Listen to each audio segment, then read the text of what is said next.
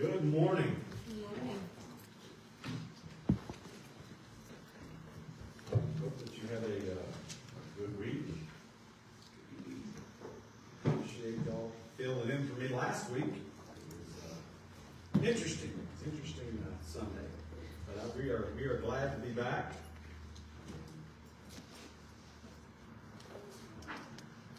We live in a world that says, if I do right, I deserve something in return. And what brought this subject up is a lot of times I will have Jolly Ranchers for my students, right?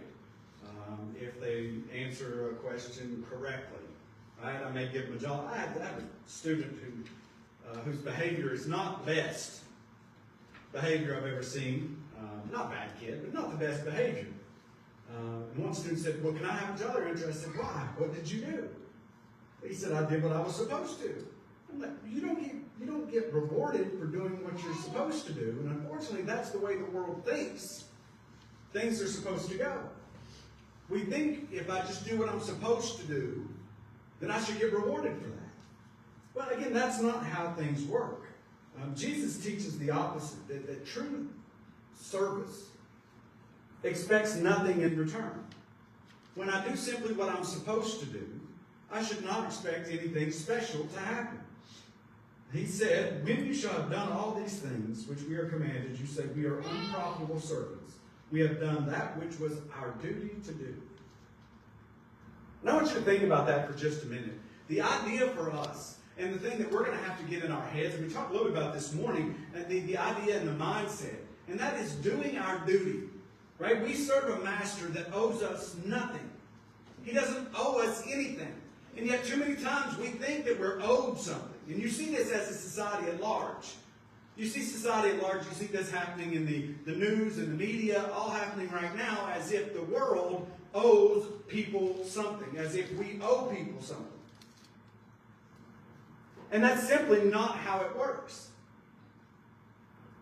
That's not how it works. God does not owe you anything. God has already done more for you than anybody else in the world possibly could. He has showed you such love that it cannot be measured. And that if you were trying to repay the favor that He has done for you, you couldn't do it even if you had 50 lifetimes. You simply could not repay it. And yet too many times we tend to think that God owes me something. And when things don't go my way, I tend to look at God as if, hey God, what happened? Why didn't you take care of this for me?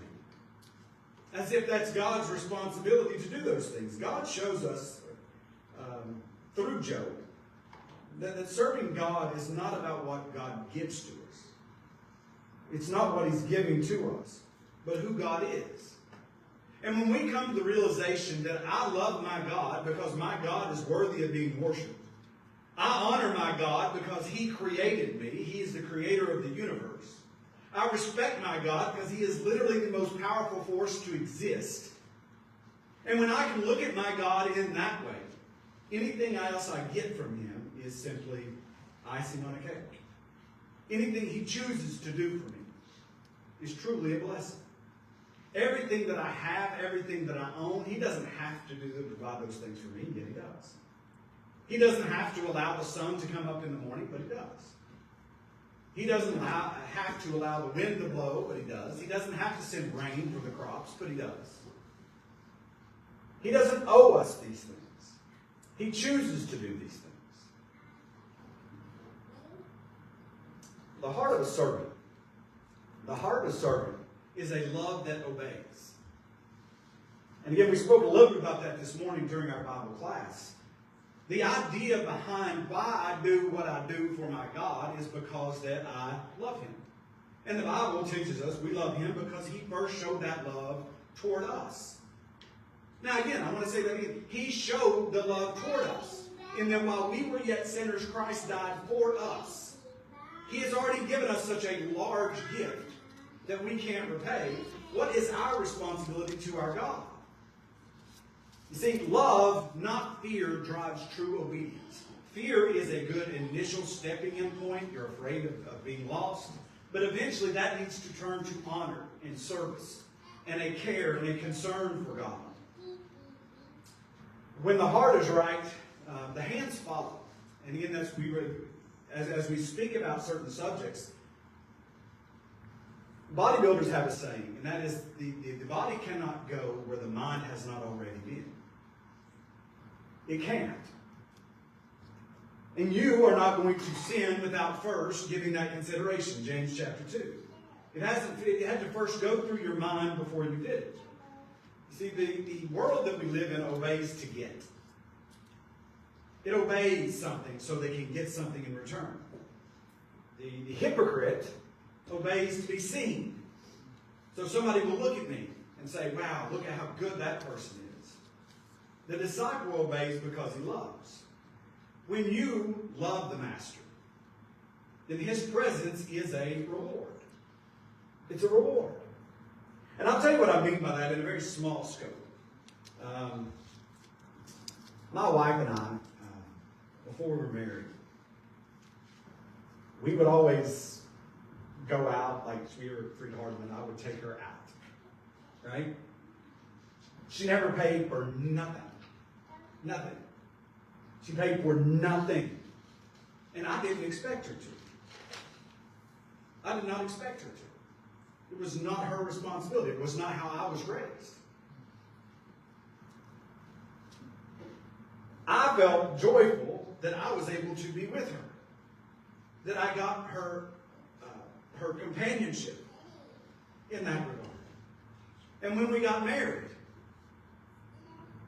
I made an agreement with her that I would love her, that I would honor her, that I would take care of her. Doing those same things. When we have a God and we enter into this relationship, my God has done so much for me. And I obey him because he has loved me. He has shown that for me. And he continues to take care of me even when I don't always see it.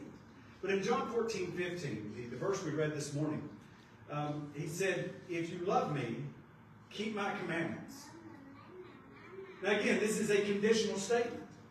If you love me, keep my commandments. If you don't love me, then don't keep my commandments. He's already said earlier in this chapter, by this will all men, or John 13, by this will all men know that you're my disciples if you love one another, right? That was the one statement. And now he goes on and says, but if you love me, then you're going to do what I tell you to do. Because all that I've done has been for you.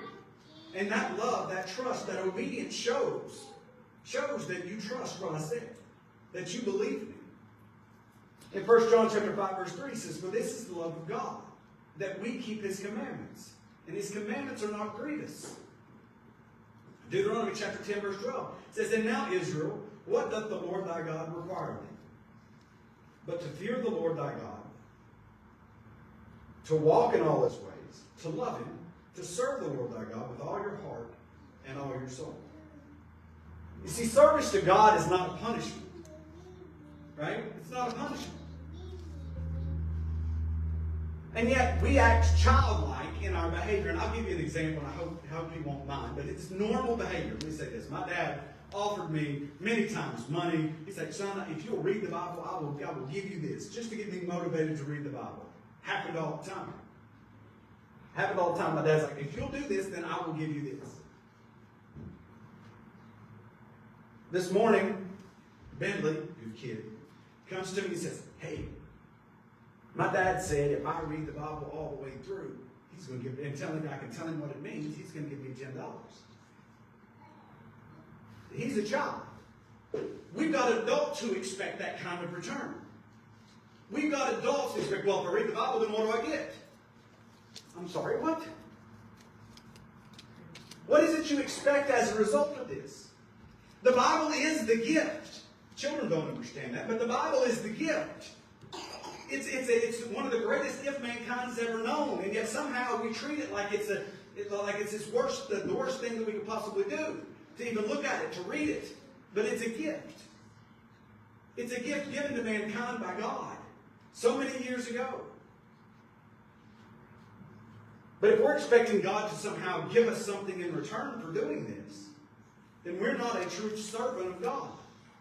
He says, I beseech you therefore, brethren, by the mercies of God, that you present yourself a living, now notice this, sacrifice.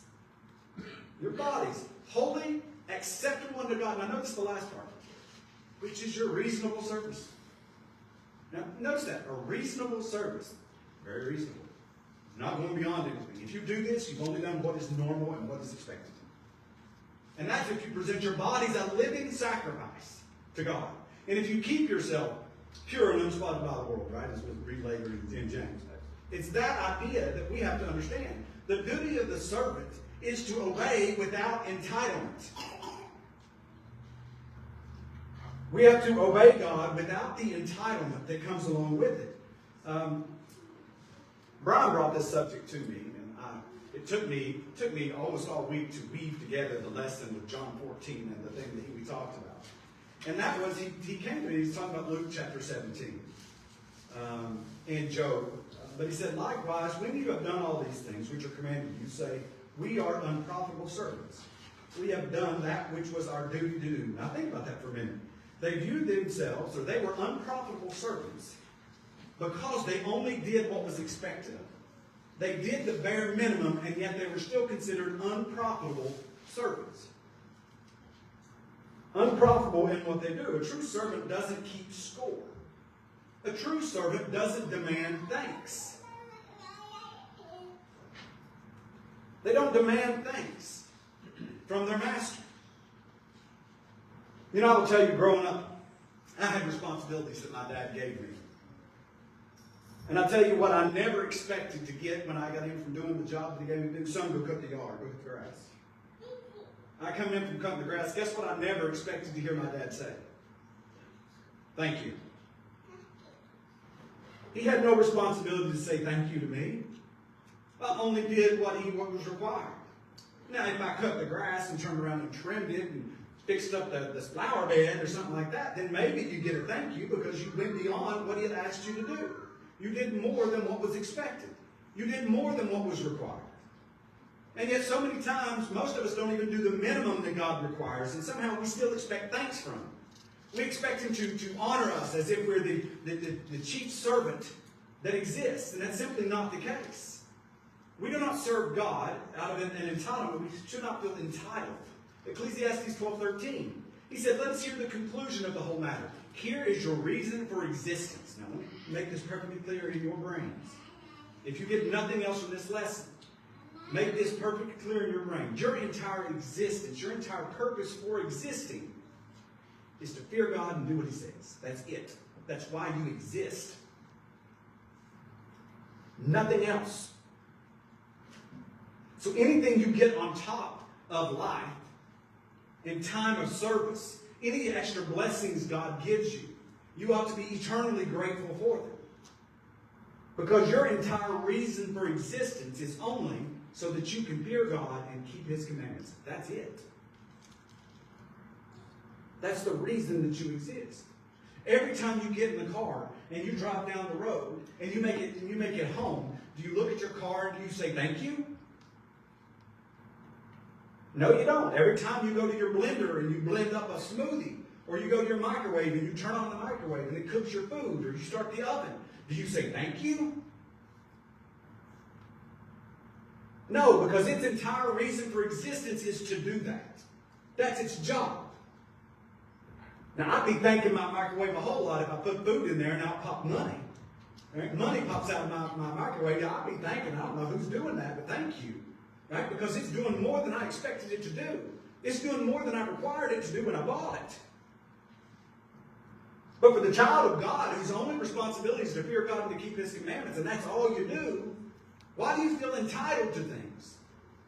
You're simply serving your purpose for existence. And I also want to take your mind to one other thing for just a moment. If your microwave stops working, what do you do with it? You throw it out. Why? Because it's not serving its purpose. Your car don't work anymore. What do you do with it? Put it in the junkyard, right? I said, you can't get it fixed, right? Like it's broke. You put it in the junkyard. It's done. What do you think God's going to do with an unprofitable servant whose only purpose was to fear him and keep his commandments? He's the maker. He's the creator. And when the creation turns against the creator, He's not going to keep it around for very long. Whatsoever you do, do it heartily, as to the Lord, not unto men, knowing that of the Lord you shall receive the reward of the inheritance. Right? Now, with all that being said, understand this. The reward for all the labors that you do, for accomplishing the task that God set out, doesn't come now. It comes later. It comes at the end of time when God says, well done, my good and faithful servant. But we are not entitled to that. And they shall be mine, saith the Lord of hosts. In that day when I make up my jewels, I will spare them, as a man spareth his own son that serves him. Then shall you return and discern between the righteous and the wicked, between him that serves God and him that serves him not. Two types of people, right? People for years and for years and for years have been separating themselves into groups. Right? You've got Republican and Democrats. You've got conservatives. You've got liberal. You've got doing according to race values. White and everybody else. Right? But in Bible times, it's the same thing. Jew and Greek. Right? Greeks and barbarians. We've always been separating ourselves into two separate classes and two groups of people. God also separates us into two groups of people. Those that serve Him and those that don't. That's how God separates people. Those that fear God and those that don't. Those that obey God and those that don't. That's how God separates people. And that's the true dividing line in humanity. It's not the color of your skin. It's not how much money you got in your wallet. It's not politics. It's not how you believe how much taxes we should pay. That's not how God separates men. God separates them, those that are faithful and those that are not. Those that love Him and those that don't. The true test of a servant of God is what happens to your faith when it seems that you've fallen out of favor. What happens to your faith when it seems that you have fallen out of favor? When the tough times come, how do you respond? A lot of times we'll blame God. Job's life proves that faith has to endure even when favor is gone. He lost everything and still bowed down and worshiped. It wasn't easy for Job. It wasn't an easy life that he was living. It wasn't a hopeful situation in which he found himself. His friends turned against him. His wife turned against him. Or made things more difficult. I don't say his friends turned against him. They made life more difficult for him. His wife did turn against him. But he still bowed down and worshiped. Here's what he said. Naked came out of my mother's womb, and naked shall I return thither. The Lord gave, and the Lord has taken away. Blessed be the name of the Lord. In all this, Job sinned not, nor charged God foolishly. Now think about that for just a second. When troublesome times come, when trials and temptations come upon us, when members of our family get sick or did pass away, how do we react? Do we turn our eyes away? Do we turn our heads? Does our faith waver? Although the fig tree shall not blossom, neither shall fruit be in the vines. The labor of the olive oil shall fail, and the fields shall yield no meat. The flock shall be cut off from the fold, and there shall be no herd in the stalls. Yet I will rejoice in the Lord. I will joy in the God of my salvation. Even if I'm so poor, I barely have food to put on the table. Even if my car breaks down, even if I lose my job, even if I'm unhealthy, I'm still going to serve God. Can we take that attitude? Because that's the true test of faith. It's easy to serve God when things are going well. And I heard one fellow say this the other day. He said, the true test of submissiveness, the true test of submissiveness does not come until you tell somebody to do something they don't want to do. It's easy to be submissive to somebody when they're only telling you to do what you wanted to do to begin with. Oh, I wanted to do that anyway. It's easy to say, oh, I'm very submissive. Oh, yes, I'm very submissive to the government. I'm very submissive to those who rule over me. I'm very submissive to my boss. Because they've only told you to do the things you want to do. Oh, I've got very obedient children. Very obedient children, boom, boom, bouncing off walls. You never hear the word stop. You never hear the word no. But what happens the first time you tell them to do something they don't want to do? That's when you determine if somebody is submissive or not. That's when you determine if you're a servant of God or not. It's not when he's letting you have all the good times. It's when the bad times come. Now Daniel, the response to Shadrach, Meshach, and Abednego in the book of Daniel, he said, now I want you to pay attention to this. If it be so, you all know the situation. They're going in here. He says, and if it be so, the God we serve is able to deliver us from the burning fire furnace. And he will deliver us out of your hand, O king. But even if he doesn't, we want you to know, O king, that we will not serve your gods. We're not going to stop serving God because he didn't do it. And lastly, James chapter 1, verse 12, blessed is the man that endures temptations, for when he is tried, he shall receive the crown of life, which the Lord promised to him that love him. As we close, I want you to understand something. Faith isn't a transaction. You don't have faith in God because of what you think you're going to get in return from it. That's not why we trust in God. We trust in God because he's worthy of our trust. He has earned our trust. You don't trust in God, have faith in God in hopes of getting something from God. Obedience isn't a negotiation. It's not a negotiation. It's like, God, I'll do this if you will. Well, I'll do this over here if you will. No, you do it. And you do it because, again, we talk about this morning, because he said so. And that's the reason we do it, because God said so. I don't have to understand why God said so. I just have to do it. Love is not measured by blessings. God's love for you is not measured by how many things he gives you in this life. Somebody that's rich and wealthy doesn't mean God loves them more than he loves you. That's not how love is measured. That's not how God measures love. And neither should it be the way that we measure love. Our prayer should never be, Master, you should thank me because I am such a good servant of yours. Our response should always be, Master, use me. How can I do better? How can I be of more service to the kingdom?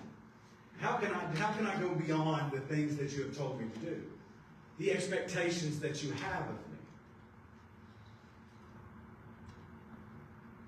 And when the work is done, when we served, we've suffered, and we've stood faithful, we'll still say, God, we are unprofitable servants. But by the grace of Jesus Christ himself, if we have repented of our sins, confessed his name before men, changed our mind to change our lives, and we've been baptized for the forgiveness of our sins, and we've been raised to walk in that new life, and we've walked faithfully as possible, even though we've been unprofitable servants, he will still look at us and say, well done, my good and faithful servants. Enter into the joys of the Lord. If you're here and you've fallen short in any way and need the help of the congregation, I encourage you to come and get to stand.